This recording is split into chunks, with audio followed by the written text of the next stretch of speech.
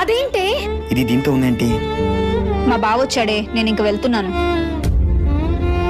అప్పుడే నాకు ఒక షాకింగ్ న్యూస్ తెలిసింది. పుష్కల నాతో ఫ్రెండ్షిప్ చెయ్యకముందే, మేమిద్దరం చదివే కాలేజ్ తను జాయిన్ అవ్వకముందే తను బావని పెళ్లి చేసుకోవాలని ఎప్పుడో ఫిక్స్ అయిందంట. అదెలా అక్క? తను నీకెలా తెలుసు? తను నా బెస్ట్ ఫ్రెండ్ బావా. అదే రోజు నేను బావా బైక్ లో వెళ్తూ ఉన్నాం. మా బైక్ మిర్రర్ లో నుంచి చూశాను. అప్పుడు అది చేసిన బీభత్సం ఇప్పటికీ నా కళ్ళ ముందే మెదులుతూ ఉంది. తన దగ్గరున్న బుక్స్ మొత్తం విసిరేసింది. ఆ బుక్స్ లో ఉన్న పేపర్స్ మొత్తం చింపి విసిరేసింది.